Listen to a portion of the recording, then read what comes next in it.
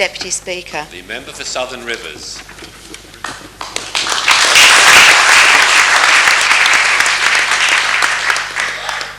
Thank you, Mr. Deputy Speaker. It is a privilege for me to address the House today as the first member to be elected to serve the new seat of Southern River. As the first member for Southern River, my inaugural remarks must go to congratulating the new and the re-elected members in this place, and to giving thanks to my campaign team who all worked so long and hard with me to win the seat. In this regard, particular thanks go to the Gosnell Southern River branch, my campaign committee, my campaign director David Brewster, and my husband Graham, whose forbearance and patience never wavered. To both of these wonderful people, I owe my eternal gratitude. To become a representative of the people has been my long-term ambition, and is an honour I do not take lightly. My determination is to work with and for the community, and to do whatever I can to make sure everyone has an equal opportunity to have and enjoy a good quality of life. This determination is the motivation behind my maiden speech. Mr. Deputy Speaker, maiden speech this may be, but maiden I am not. I would rather be regarded as a canny mother hen. As a canny mother hen and broody on behalf of my electorate, I hope to ensure more golden eggs are laid south of the river than has appeared to be the case in recent years. Scratching around the backyards of Southern River and adjacent areas, listening to my constituents, I've become aware that the community perceives that most of the chicken feed has gone to the northern suburbs, and they feel that they're at the bottom of the pecking order. Mr. Deputy Speaker, since I realise I cannot continue with this metaphor without dropping myself into the chicken manure, I will now get down to the nitty-gritty. The southwest and southeast urban corridors are divided by the rural heartland of the seat of Southern River. As you all know, this in the main part is made up of the Jandakot Underground Water Protection Area, and as such it's presented difficulties to planners over the years because it lacks cohesion. Notwithstanding this, the people of the area have much in common, and it is my aim to bring the entire region together for a concerted attack on the major challenge that faces the community. That major challenge is employment. For example, the January Department of Social Security statistics show that the number of the job seekers receiving the New Start allowance in the South Metropolitan region is 5,098 higher than those in the North Metropolitan region. In percentage terms, this means there are 28.6 more people in this category alone south of the river than in the north. This is clearly an undesirable situation. With support of federal politicians and state colleagues in this and the other place, I am determined to inspire the South Metropolitan community to tackle this problem, which we all appreciate is a blight upon the hopes and aspirations of our youth and mature unemployed. If we are a democracy in the truest sense of the word, the community has also got to take its place as a strong and competent entity which can initiate progress and reform rather than placing total reliance upon government to do things for it. In this regard, our job as parliamentarians is not only to legislate, but also to lead. I feel that as elected representatives, we are not only there to listen to the needs of our community and to resolve problems which face those who have not got the knowledge to slash their way through the jungle of bureaucracy,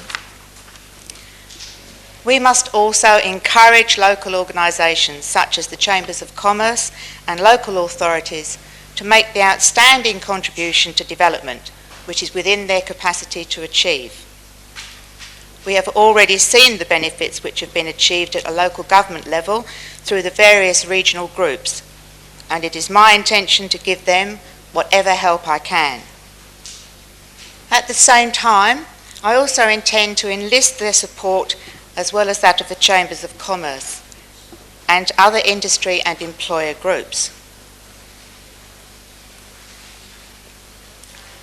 In a bid not only to bring work to my electorate, but to other suburbs in the South Metropolitan area. There is no doubt that coalition initiatives have been instrumental in putting Western Australia in a strong position on the job front. However, there are still areas where the advantages of economic growth have not yet reached. As the Premier has always so rightly stated, the main focus for employment must be economic growth, gained by attracting increasing levels of business investment. It is therefore the business and industrial community which must be given the encouragement and the confidence to create the jobs which are still in short supply in the Southern Metropolitan area.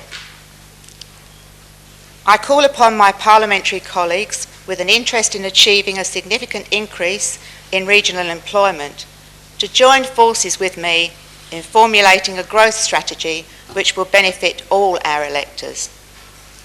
Through a sound strategy combined with determination, goodwill, energy and influence, it should be possible for us to make an impact on employment in the Southern Metropolitan area based upon increased economic growth.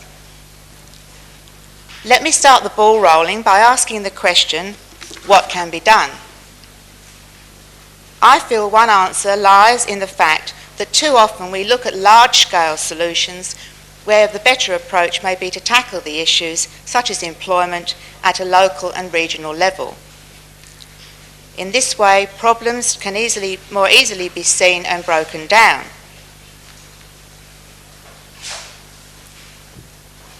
This in turn allows us to deal with issues we identify as being of primary importance, such as how to attract the business investment needed to provide employment opportunities. Another answer has to be the provision of incentives for investment, which should include the identification and removal of all unnecessary bureaucracy which stands in the way of economic growth. We must also make sure that we provide adequate transport facilities which meet the need.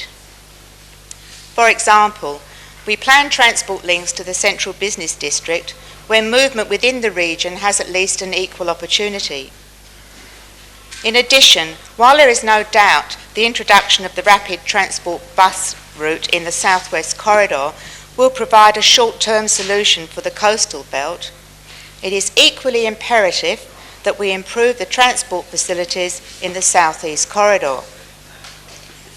We must ensure that everyone within the region is provided with transport alternatives to enable them to reach job opportunities, not only in the CBD, but in nearby industrial precincts. I am fully aware that money does not grow on trees, but I believe it is imperative we do all we can to provide the infrastructure necessary to achieve this goal. In this regard, I intend to urge the government to do everything possible to bring forward the implementation of the proposed freight and passenger rail link south of the river. This will greatly assist both business and the tourism industry by providing opportunities gained through increased accessibility. It will also supply the community with much needed access to greater freedom of mobility. This in turn will assist the environment through a decrease in vehicular use. In order to attract industry, we also need to encourage local government to give consideration to providing a differential rating system of industrial zones, as well as ensuring that the full range of essential services are provided to existing and proposed industrial land. This will enable manufacturing and other businesses to be established at a viable cost and ensure they do not have to face an enormous financial impost when they wish to expand their operations in the future. Another avenue I will be pursuing, with assistance from the Minister for Local Government and the Treasurer, is to ask for a close look to be taken at the possibility of the introduction of municipal bonds. This proposal is based upon the United States model, which enables the community to have the opportunity to invest in its own future and at the same time receive interest income, which in the United States is generally exempt from federal and state taxation. The establishment of municipal bonds would enable both the state government and local authorities to more readily initiate developments, as well as being able to finance infrastructure repairs or improvements. I feel it is a proposal worthy of examination. Not only would it give people a chance to receive a financial benefit gained by investing in their own community, they would also be investing in the flow-on benefit of employment opportunities for them and their children. It is imperative that during this term of office we are seen to take action to redress the imbalance which is currently perceived by the communities south of the river. This perception is not unfounded, an example of which I well remember when I was door knocking in the 1993 election campaign. I door knocked an elderly lady in Gosnells, and she told me she was really excited when she'd received an invitation from the then Premier to attend the official opening of the Northern Suburbs Railway. Unfortunately, however, she told me that she was unable to attend because she had no vehicle of her own and there was no public transport available in the area to get her there. To this end, we must lay the foundations through the budget process to ensure the needs of the communities south of the river are given a first priority. This action alone would assist employment by stimulating business confidence and by attracting investment and in tourism to an area which has potential to play an important part in the future of Western Australia. While the electors of Southern River have my sincere thanks for providing me with success at the polls, they can rest assured it is my aim and determination to do everything I can to see that they too achieve success. They are proud to live in an area which has the potential to become a major success story in the greater success story of Western Australia. They have shown me their confidence, not only in electing me as a local representative, but also in the coalition government they have re-elected to lead them to the turn of the century. And now it is our turn to seize the opportunity to reward them for their faith by providing the southern metropolitan communities with the opportunities for success they so rightly deserve.